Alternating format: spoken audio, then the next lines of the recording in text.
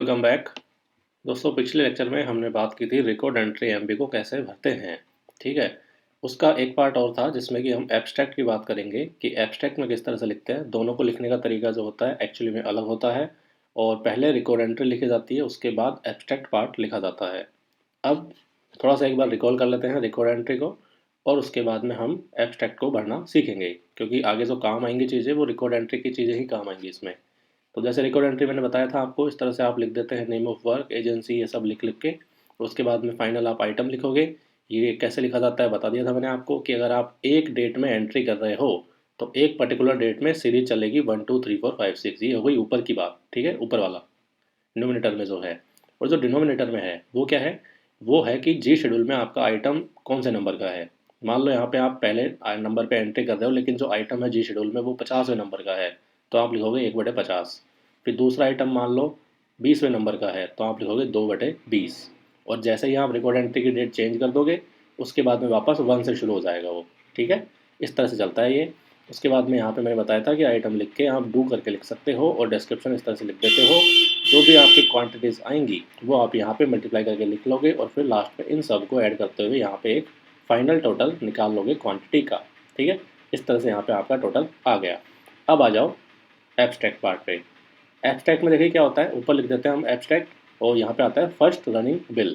ठीक है, first running bill होगा तो उसमें वही वापस से लिखेंगे, नेम ऑफ वर्क लिखेंगे, नेम ऑफ एजेंसी लिखेंगे, एग्रीमेंट नंबर लिखेंगे और ये लिखेंगे स्टिपुलेटेड डेट ऑफ कमेंसमेंट, मतलब कि स्टार्ट करने की डेट क्या है, और स्टिपुलेटेड डेट ऑफ कंप्लीशन यानी कि कंप्लीट करने की डेट क्या है। ये दोनों ही डेट आपको मिलेगी वर्क ऑर्डर में। ठीक है, उसके बाद में यहाँ पे आता है एक्चुअल डेट ऑफ कंप्लीशन कि एक्चुअल में काम कब कंप्लीट हुआ।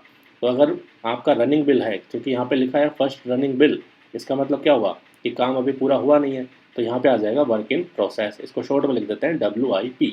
ठीक है, तो रनिंग बिल में ये ऐसा लिखना होता है। उसके बाद में डेट ऑफ बिलिंग कि बिलिंग आप किस तारीख को कर रहे हैं, यानी कि एब्स्ट्रैक्ट किस तारीख को बना रहे हैं, तो यहाँ पे वो डेट आती है। ठीक है, इतना क्लियर हो गया। उसके बाद में यहाँ पे आ जाओ अपने आइटम्स पे। तो ये जैसे आपका पहला आइटम है 1 बाय 1 कर देंगे इसको। देखो एब्स्ट्रैक्ट में है ना, वो 1 2 3 4 इस तरह से चलती है सीरीज, वहाँ पे कोई टूटता नहीं है बीच में। जबकि रनिंग में क्या था, जो रिकॉर्ड एंट्री थी उसमें कि जैसे ही आप डेट चेंज करेंगे वहाँ पे वापस 1 से शुरू हो जाता है, लेकिन इसमें ऐसा नहीं होता, इसमें कंटिन्यू सारी चीज़ें ऐड होती है। ठीक है, क्योंकि डिफरेंस ये है ना कि एब्स्ट्रैक्ट पार्ट तो है आप लास्ट में बना रहे हैं, यानी कि रिकॉर्ड एंट्री आप डे टू डे कर रहे हैं, यानी कि जैसे साइट पे आज काम हुआ तो उसको आपने नोट कर लिया, रिकॉर्ड कर लिया उसको, फिर अगले दिन जो काम हुआ उसको आपने एंट्री कर ली।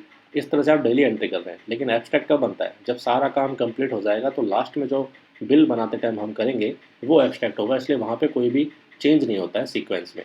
राइट, और यहाँ पे जो आइटम है वो भी सीक्वेंस में ही लिखे जाते हैं। ठीक है, तो यहाँ पे देखो पहला आइटम है, यहाँ पे एक्चुअली डू नहीं करना होता है, ये देखो किसी ने डू किया हुआ है तो ये गलत पैटर्न है। एब्स्ट्रैक्ट में आप पूरा लिखते हैं क्योंकि ये जो एमबी है वो एक्सएन के पास में जाती है, वो भी इसको चेक करते हैं। तो अगर डू कर देते हैं तो आइटम समझने में दिक्कत होती है।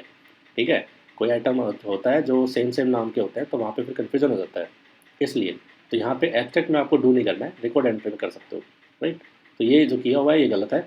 और एक बार एक ही जो आइटम है उसमें 2 बार डू नहीं करते हैं, एक ही बार कर देते हैं। तो यहाँ पे 2 बार किया हुआ है, ये भी तरीका गलत है।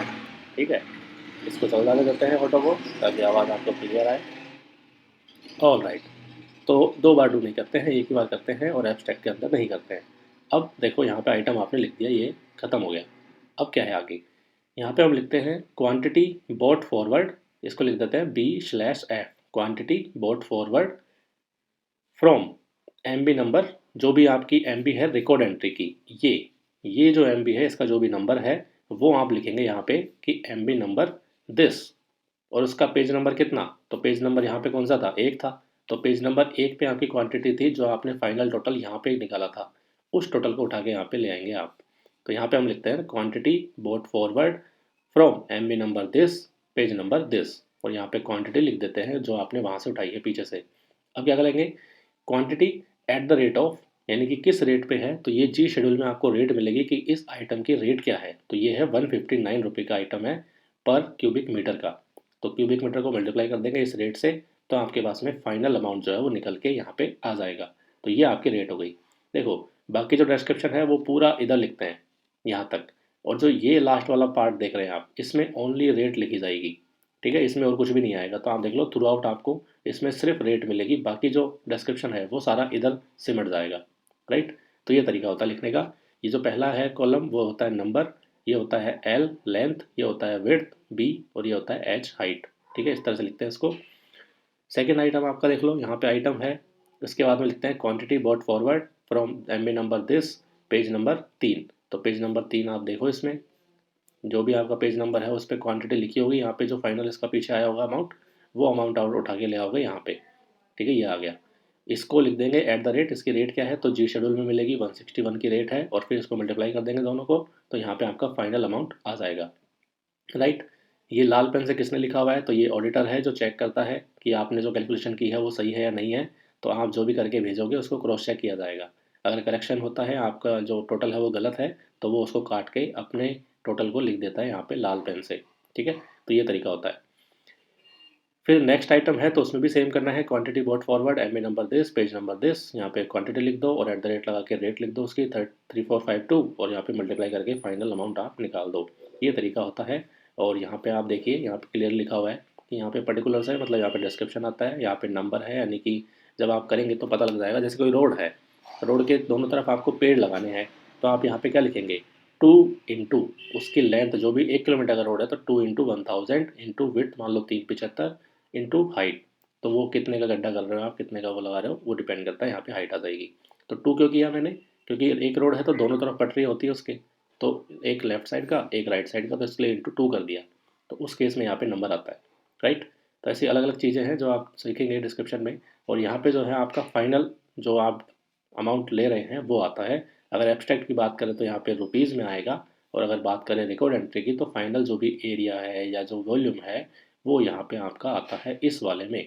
तो इसमें आपको सिर्फ टोटल ही लिखना है, इसमें बाकी चीज़ें नहीं लिखनी है। जैसे यहाँ पे देखो, डिस्क्रिप्शन सिर्फ यहीं तक आया है, इस पार्ट में डिस्क्रिप्शन नहीं लिखा है, तो वो नहीं लिखते हैं। ठीक है, यहाँ पे सिर्फ लिखते हैं आप फाइनल आपका कैलकुलेशन कितनी आ रही है वो। राइट। तो ये एब्स्ट्रैक्ट को भरने का तरीका है। और अगर कोई गलती हो जाती है तो वो आपका क्रॉस चेक किया जाता है और आपको करेक्ट करके दे दी जाती है। ठीक है, तो पहले आप एमबी भरते हो, एमबी भरने के बाद में बिल फॉर्म होता है, बिल फॉर्म भरा जाता है। इस एमबी की फाइनल क्वांटिटीज़ और अमाउंट के हिसाब से बिल फॉर्म भरा जाता है। उस बिल फॉर्म को फिर भेजा जाता है डिवीज़न में, आप उस पर साइन करेंगे, एएन साइन करेंगे, उसके बाद में वो डिवीज़न में जाएगा, वहाँ पे ऑडिटर चेक करेगा, ऑडिटर चेक करने के बाद में एक्सएन को देगा, और उससे पहले डीए के पास भी जाता है, डीए भी चेक करते हैं। तो डीए चेक करेंगे, एक्सएन चेक करेंगे, और उसके बाद में फिर फाइनल वो अप्रूव होता है, उनके साइन होते हैं, तब जाके पेमेंट आता है। ठीक है, तो ये एक ऑनलाइन प्रोसीजर है जो बाद में आप सीख पाएंगे। अभी के लिए फ़िलहाल इतना ही आपके जानने का तरीका है कि भाई कैसे भरी जाती है, और डिस्क्रिप्शन हर एमबी का अलग होता है। एब्स्ट्रैक्ट पार्ट सेम चलेगा, इसमें डिफरेंस नहीं है, लेकिन जो रिकॉर्ड एंट्री है वो चेंज हो जाएगी, डिपेंड करेगा कि आप कौन सी एमबी पे काम कर रहे हैं।